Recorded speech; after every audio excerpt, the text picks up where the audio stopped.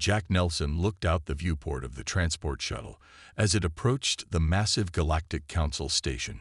The structure was enormous, like a silver snowflake floating in space, with ships of all shapes and sizes coming and going from its many docking bays.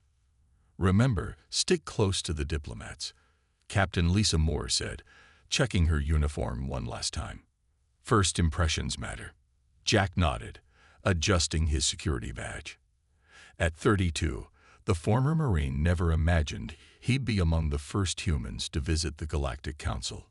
His job was simple: protect Earth's diplomats and stay out of trouble. 2 hours later, Jack was bored out of his mind. The diplomats were locked in meetings with alien representatives, speaking in careful, measured tones about trade agreements and cultural exchange programs. After getting permission to explore nearby areas, Jack wandered into what seemed to be a bustling marketplace. The sights and sounds amazed him. Creatures of every color and shape moved through the wide corridors. Some floated, others crawled, many walked on varying numbers of legs. Vendors called out in strange languages that his translator converted to choppy English. "Fresh Zordian fruits. Strengthens all 3 of your hearts. Memory crystals. Store your thoughts for later. Atmosphere adapters. Grieve anywhere." Jack smiled, feeling like a kid in a candy store. He stopped at a stall selling small glowing objects that the vendor claimed could show you your dreams from the night before. As he leaned in for a closer look, someone bumped into him from behind. Jack turned around and found himself staring at the midsection of a tall, insect-like alien. The creature stood nearly 8 feet tall with 4 arms and a hard, shiny exoskeleton that gleamed purple and black. Its face featured complex mandibles and large, multifaceted eyes. "Sorry about that," Jack said automatically. The alien made a clicking sound. Jack's translator beeped. "Watch your step, soft flesh." The tall alien dropped something, a small ornate object that looked like a cross between a dagger and a crystal. Without thinking, Jack bent down, picked it up, and held it out to the alien. "You drop this," he said with a polite nod. The marketplace suddenly went silent. The alien stepped back, mandibles clicking rapidly. Around them, dozens of onlookers froze, staring at Jack and the object in his hand.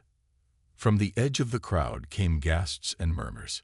Jack noticed 3 distinctly different aliens watching from what appeared to be luxury viewing boxes above the marketplace. They wore elaborate clothing that screamed important people in any culture. A small blue alien with large eyes tugged at Jack's sleeve. "What just happened?" Jack asked, still holding the strange object.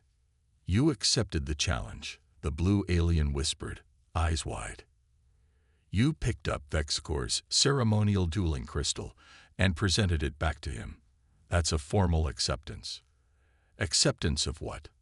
"The duel, of course. Vexcor is the champion of the Triaxian Empire. No one has accepted his challenge in 13 cycles." Jack felt his stomach drop. "Wait, there's been a mistake. I was just being polite." The blue alien shook his head. "Doesn't matter. The challenge has been witnessed by 3 royal houses." He pointed discreetly toward the viewing boxes, where the 3 elegant aliens were now leaning forward with interest. The insect-like alien, apparently named Vexicor, made a formal gesture with his 4 arms and then turned to walk away. "Where is he going?" Jack asked. "To prepare for combat. You should do the same. The arena will be ready in 1 hour." The blue alien looked at Jack with what seemed like pity. "What is your name, brave human?" "Jack Nelson," he answered automatically. "And I'm not brave, I'm just confused." The blue alien nodded. "I am Zip. I will guide you to the preparation chamber. Your courage will be remembered. Jack Nelson of Earth." As Zip led him away, Jack noticed his image was already appearing on large screens around the marketplace. Aliens were pointing and discussing him excitedly. "Great," he muttered. "I've been on this station for less than 3 hours, and I've already caused an interstellar incident."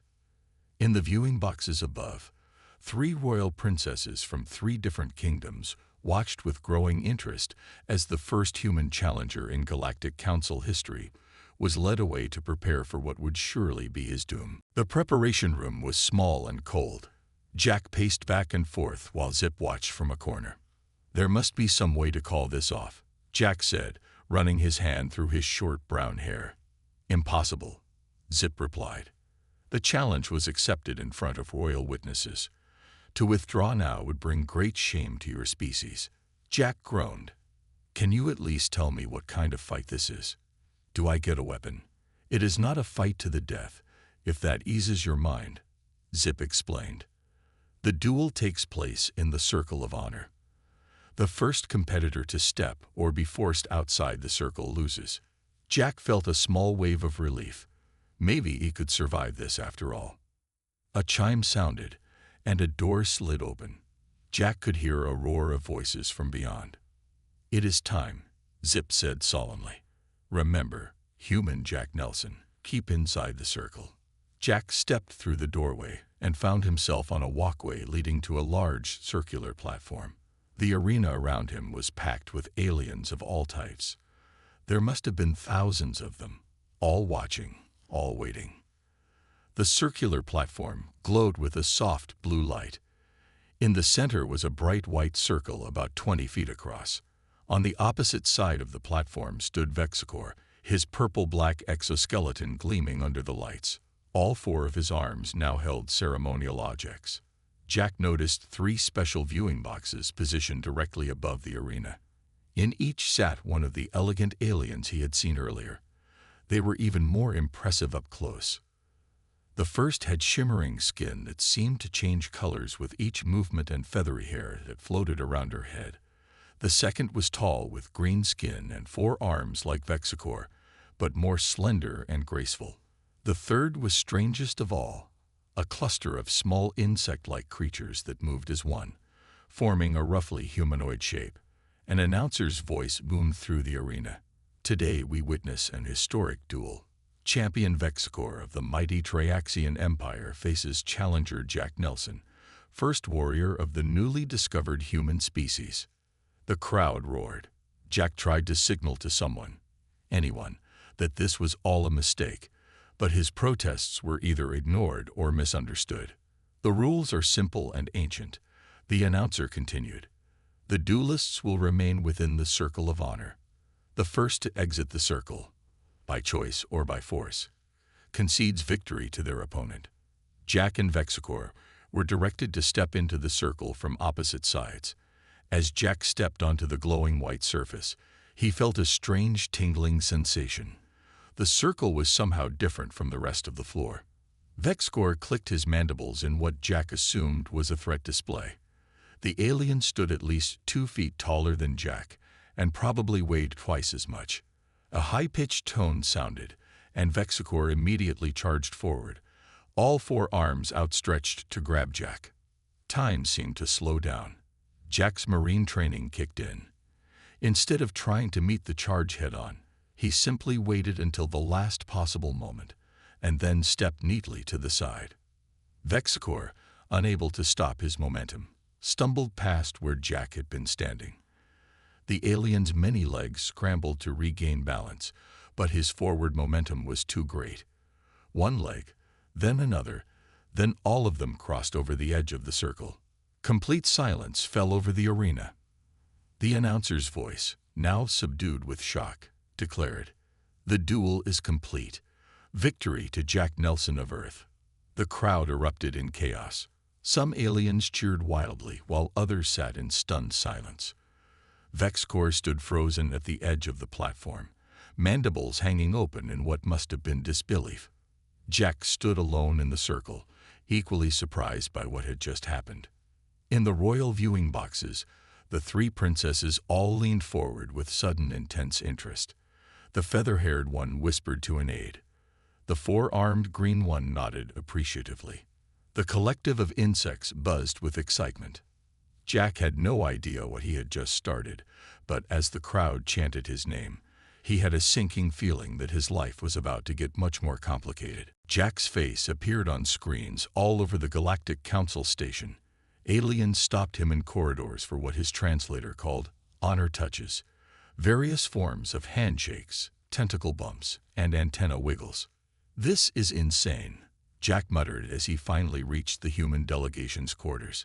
"All I did was step to the side." Ambassador Patricia Ryan was waiting for him. She was a tall woman with short gray hair and the stern look of someone not used to surprises.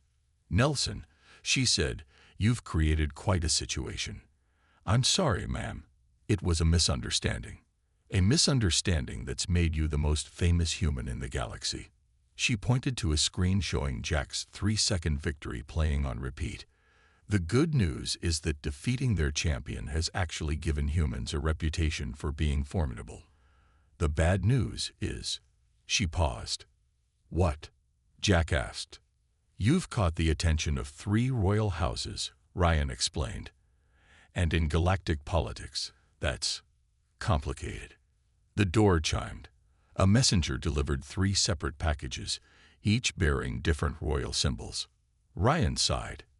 "And so it begins." "What begins?" "According to our cultural advisor, by proving yourself in combat, you've become eligible for royal courtship." Jack's jaw dropped. "Courtship? As in?"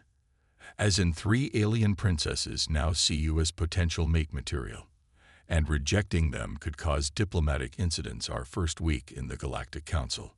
Jack looked at the packages with new alarm. "What am I supposed to do?" "For now, we handle this carefully, one step at a time." Ryan pointed to the first package, which was wrapped in shimmering material that seemed to change colors. "This is from Princess Clara of the Solari Federation. She's requested your presence at dinner tonight." "A dinner date with an alien princess?" "Sure, why not?" Jack said weakly. 2 hours later, Jack found himself in what the translator called the Garden of Celestial Lights. The room was filled with plants that glowed in soft blues and purples. Floating lights drifted through the air like fireflies.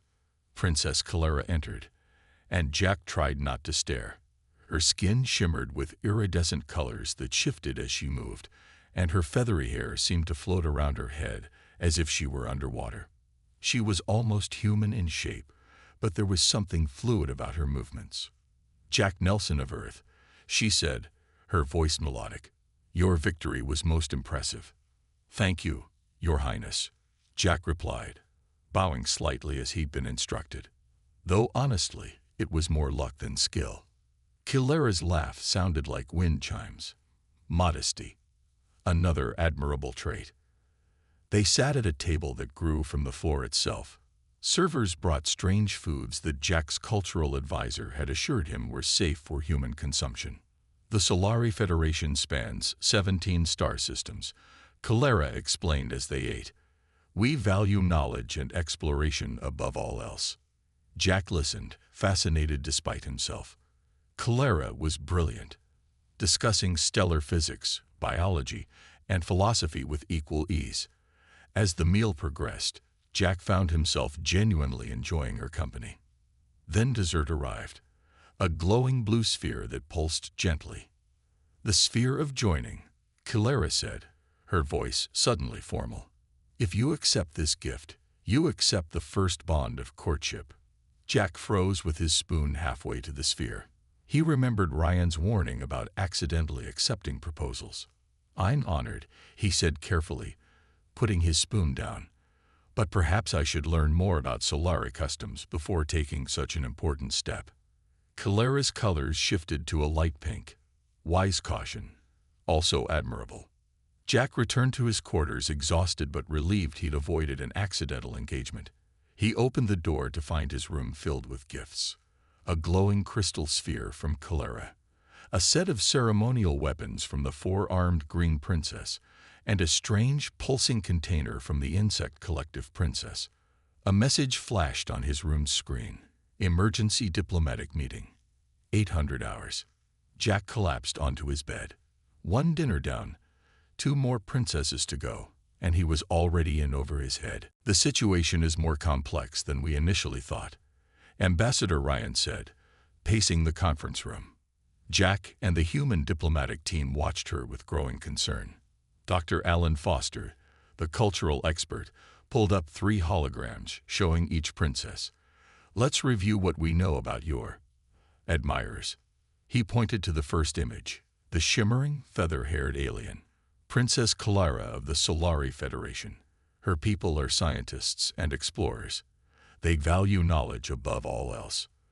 This crystal she gave you, he said, holding up the glowing sphere, contains stellar maps of Solari territories. It's an incredibly valuable gift. Jack remembered how easily he had talked with Clara about the stars. Despite her alien appearance, he had found her fascinating. Next, Dr. Foster continued, Princess Zinnia of the Terulian Ascendancy. The hologram showed the tall, 4-armed green woman. The Terulians are a warrior culture. They respect strength and honor. By defeating Vexicor, you impressed them greatly. He held up a ceremonial blade with strange markings. This isn't just a weapon. It's a multi-tool with over 50 functions. Very practical. Very Terulian. Jack examined the blade. It was surprisingly light and seemed to hum slightly in his hand. Finally, Foster said, We have Princess Moxna of the Draxian Hive. The third hologram showed the collective of insect-like creatures in humanoid form. The Draxians are a hive mind, millions of individual bodies sharing one consciousness. He carefully placed a sealed container on the table. Inside, something moved. This is a living tattoo. If applied, it would create a telepathic link between you and Moxina. You didn't open that, did you? Jack asked quickly. Of course not, Foster assured him. But the gift itself tells us something important. The Draxians value connection and shared experience. Ambassador Ryan stopped pacing. Here's our problem. Each princess represents a powerful kingdom. Rejecting all 3 could offend everyone. Accepting anyone could offend the other 2. Great, Jack said, rubbing his temples. No pressure. It gets worse, Ryan continued. These 3 kingdoms have complex relationships with each other. The Solari and Terulians are currently in a trade dispute.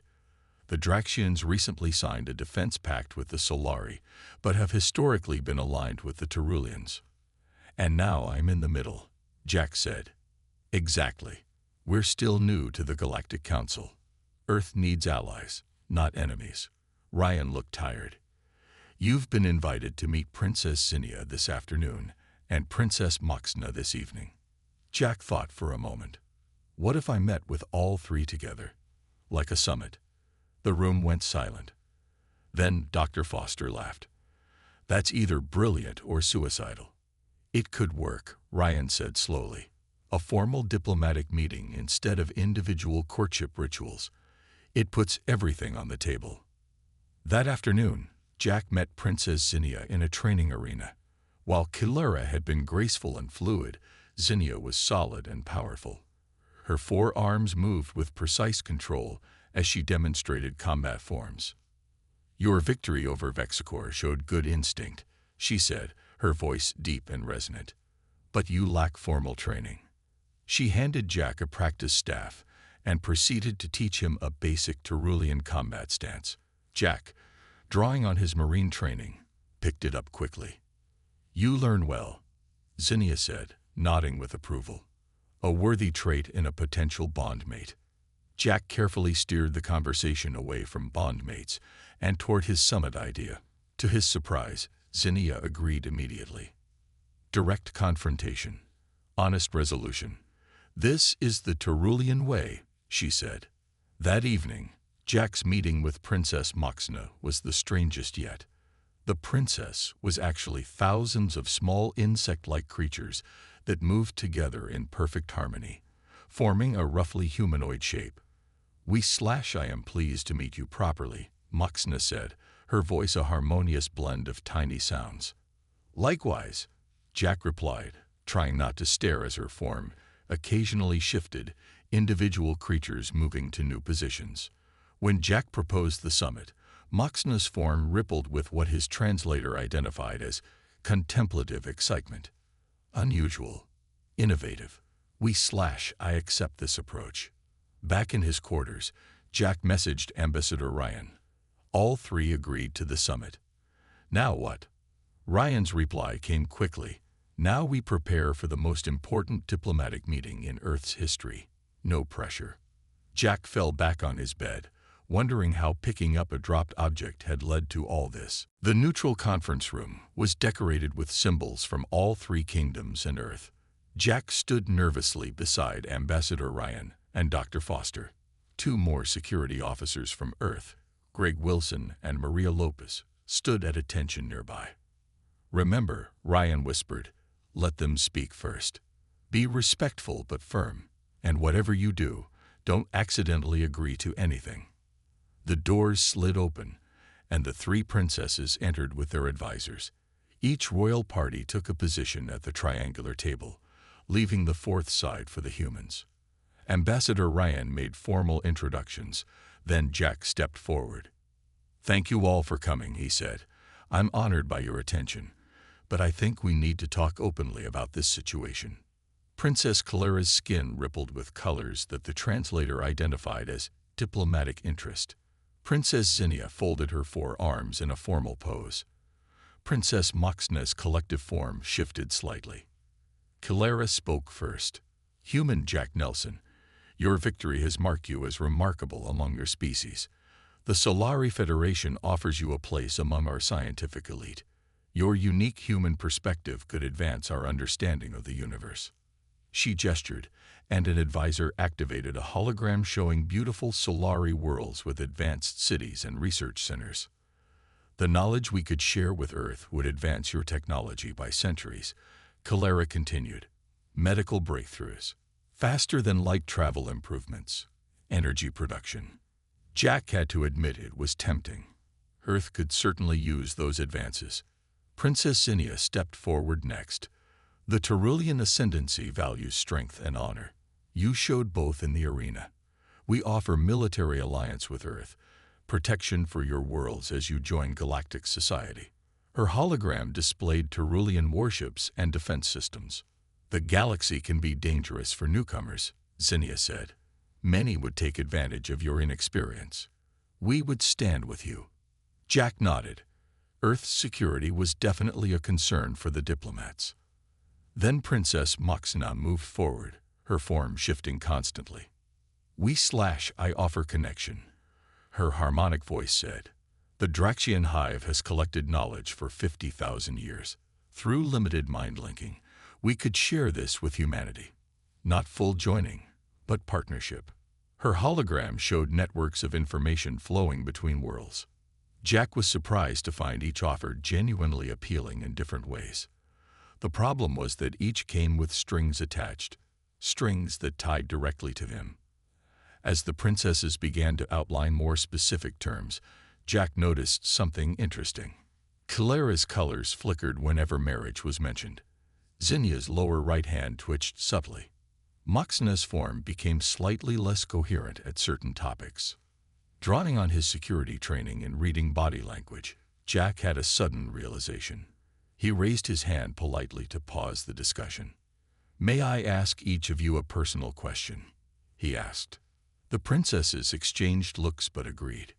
Princess Calera, if there were no political considerations, would you actually want to marry someone you just met? Calera's colors flashed in surprise. After a moment, she answered softly, I would prefer to pursue my scientific research without such complications. Princess Zinnia, is there perhaps someone among your own people you would rather choose as a partner? Zinnia's forearms stiffened, then relaxed. There is a warrior in my personal guard. We have fought side by side for 3 years, but duty comes before personal desire. And Princess Moxna, is your hive consciousness truly compatible with single-mind species for deep joining? Moxna's form rippled. Full truth. I have attempted such bonds before. The results were difficult for all. The single mind cannot process our multiplicity. The room fell silent. The advisors from all sides looked uncomfortable. Jack smiled sympathetically. I think I understand what's happening here. None of you actually wants this arrangement. You're all following royal duties and expectations. Ambassador Ryan looked alarmed at Jack's directness, but she said nothing. Perhaps, Jack continued, there's a way we can all get what we really want without anyone losing face. Jack stood up straighter, aware that everyone in the room was watching him. Ambassador Ryan looked nervous, but she nodded slightly, giving him permission to continue. I need to tell you all something important, Jack said. The truth is, I'm not a champion warrior. My victory over Vexicor was completely accidental. Murmurs spread through the advisors. The princesses watched him with varying expressions of surprise. On Earth, I'm just a security officer. A good one, but nothing special. When I picked up that crystal in the marketplace, I was just being polite. I had no idea it was a challenge. Jack walked to the center of the room. When Vexicor charged at me, I just stepped aside. That's it. Anyone would have done the same. It wasn't skill or bravery. He looked at each princess in turn. I'm honored by your attention and your offers, but I won't be used as a political tool. And I don't think any of you want that either. Silence filled the room. Jack wondered if he had just created a major diplomatic incident. Then, to everyone's surprise, Princess Clara began to laugh. Her skin sparkled with bright colors that danced across her form. Princess Zinnia joined in, her deep voice rumbling with amusement. Even Princess Moxna's collective form vibrated in what the translator identified as harmonious relief. In 5,000 years of diplomatic history, Clara said, her colors still shifting with amusement, no one has ever simply told the truth like that. Zinnia nodded. Directness, honesty. These are warrior virtues too often forgotten in royal halls. I find your truth-speaking refreshing, Moxna added. Most interesting. The tension in the room dissolved. Even the advisors looked relieved. Clara stepped forward. I have spent 3 nights arguing with my royal council about this match. I wish to continue my research on stellar evolution, not manage a political marriage. Zinnia unfolded her arms, and I have fought beside Commander Korax for 3 years. We share battle bond, but tradition required I consider royal matches first. Moxna's form shifted. I have concerns about deep connection with single-mind species. Previous attempts caused distress to both parties. Jack smiled. Then we all agree. This marriage business isn't what any of us wants. Ambassador Ryan stepped forward cautiously. If I may suggest, perhaps there's another way to create meaningful alliances between our worlds. Jack nodded, building on her idea. What if instead of marriage, we established a cultural exchange program? Earth could send scientists to work with the Solari, security experts to train with the Terulians, and communication specialists to study with the Draxians. A new kind of alliance, Clara said thoughtfully, her colors shifting to what Jack had learned meant serious consideration. Based on shared knowledge rather than political marriage, Zinnia added. Many minds working together without forced joining, Moxna agreed. The advisors from all sides began whispering among themselves. Jack could see them working through the political implications. There would be challenges, Clara admitted. My royal council expected a traditional alliance. As did my warriors, Zinnia said. And our collective elders, Moxna added. Jack thought for a moment. What if we frame it differently? The human champion, impressed by all 3 royal houses, proposes a new kind of alliance that honors the unique strengths of each kingdom. Ambassador Ryan looked at Jack with newfound respect. That could work. No one loses face. Everyone gains new opportunities. My scientists would welcome the chance to study with humans, Clara said, her colors brightening. My warriors could teach and learn new combat techniques, Zinnia agreed. I have always been curious about how single minds process information, Moxna added.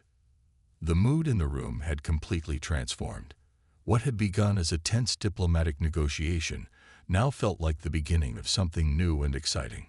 Jack Nelson, Clara said formally. You came to solve one problem and instead solved a much bigger one. Perhaps this is why you were meant to pick up that crystal after all. 6 months later, Jack stood in the main docking bay of the Galactic Council station, watching as 3 ships arrived. Each bore the symbols of their respective kingdoms: the spiral star of the Solari Federation, the crossed blades of the Tyrulean Ascendancy, and the interconnected hexagons of the Draxian Hive. Hard to believe it all started with picking up a dropped object, Ambassador Ryan said, standing beside him in her formal diplomatic uniform. Jack smiled. Even harder to believe it worked out so well. The Cultural Exchange Program, as it was now officially known, had been approved by all 3 royal houses and Earth's government. Today marked the arrival of the first official exchange teams. The ships docked, and representatives from each kingdom emerged. Scientists from the Solari, warriors from the Tyruleans, and communication specialists from the Draxians, all ready to begin working with their human counterparts. Jack, now officially appointed as director of the exchange program, stepped forward to greet them. "Welcome to the first day of our shared future," he said, the words automatically translated into each species' language. After the formal welcome ceremony, Jack found himself approached by Princess Clara. Her colors were bright and vibrant, indicating excitement. "Jack Nelson, our stellar research team has already begun adapting your human mathematical theories to our models. The combination is producing fascinating results." Jack smiled. "I'm glad to hear it. Dr. Chen says your equipment has already helped her team make 3 breakthroughs in clean energy production." Clara's colors shifted to a pleased purple. "My royal council now believes this exchange was a brilliant strategic move. They have forgotten it was ever meant to be a marriage alliance." Jack laughed. Funny how things work out. Later, he met with Princess Zinnia, who had come to observe the initial training sessions between Tyrulean warriors and human security forces. "Your fighting styles are unorthodox but effective," she said, watching as human martial artists demonstrated techniques to 4 armed Tyrulean soldiers. Commander Korax is particularly impressed.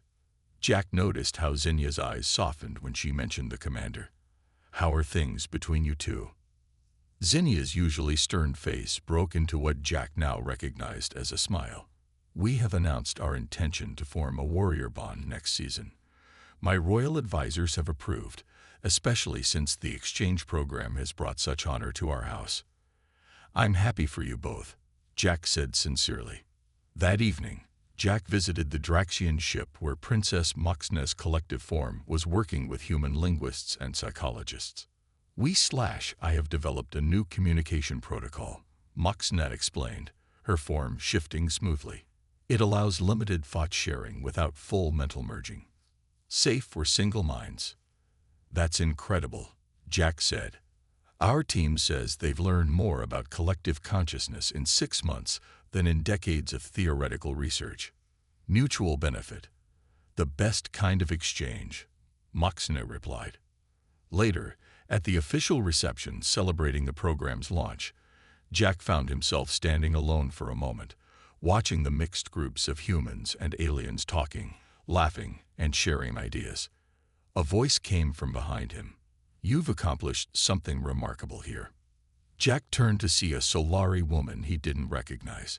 She was slightly shorter than Princess Clara, with colors that shifted in subtle, elegant patterns. "I'm Mara," she said. "Clara's cousin. I work in cultural studies." "Jack Nelson," he replied, offering his hand in the human way of greeting. "I know who you are," she said, her colors shifting to an amused blue. "Everyone knows the human who accidentally won a duel and changed galactic politics." Jack laughed. "When you put it that way, it sounds ridiculous." "The best stories often do," Nara said. Her colors shifted to a warm golden hue that Jack hadn't seen before. "Would you mind telling me your version of it? I find first-hand accounts are always the most interesting." As they walked together through the reception, Jack reflecting on the strange chain of events that had brought him here, a simple act of courtesy, an accidental victory, and the courage to speak honestly had changed not just his life, but potentially the future relationship between Earth and the galactic community. Sometimes, Jack thought, the most human qualities, politeness, honesty, and the ability to find creative solutions, were the most powerful of all.